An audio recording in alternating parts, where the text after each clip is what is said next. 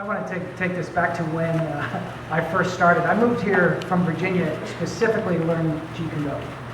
And I've been looking for it actually all my life. I bought videos, magazines, books, and I'd gotten a hold of Tim Tackett's book, the textbook, and it had his address and phone number on the inside.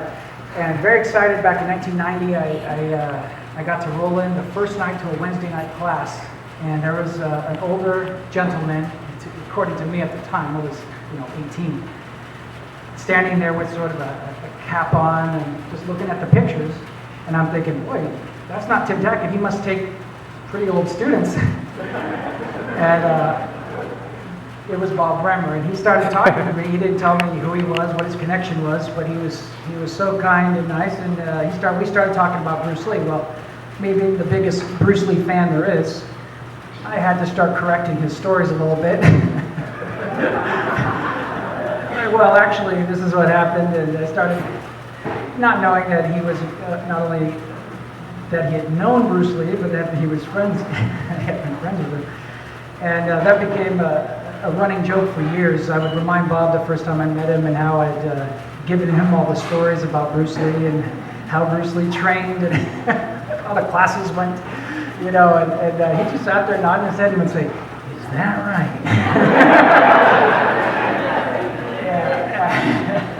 And so, and he never, somebody came up to me in the middle of that class and said, "You know who that is?" I said, "No. That's the ass kicker of Chinatown." Like, okay.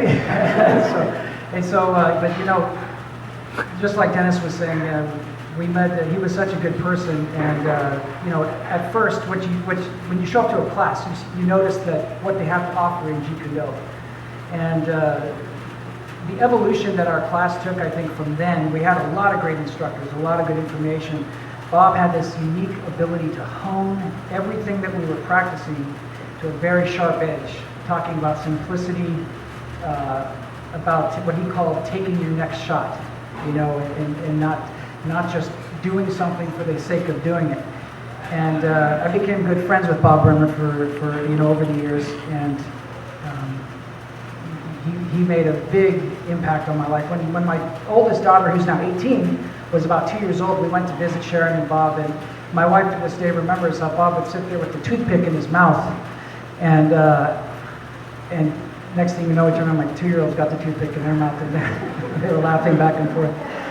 But Bob has made an impact on us in such a great way that he will never be replaced, but I think that every one of us will take what we learned from him on the personal level, his ability to look at things that are very serious, like defending yourself, and put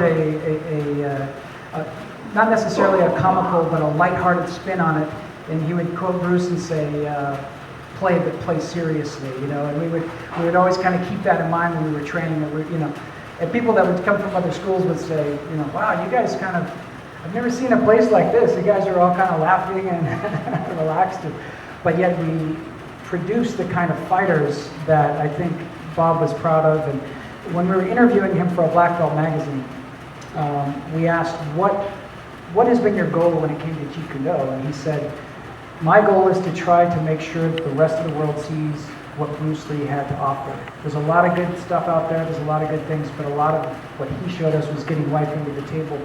And so Lewis Broad was there with us, and Dennis, and Dennis taught had a school open, and really we would have a major focus on what Bob Bremer was showing that particular week, or what he's shown in the past month.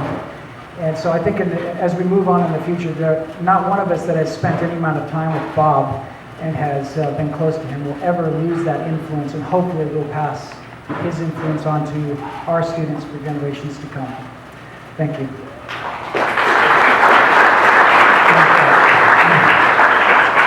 Our next person will be Super Richard Bastilio.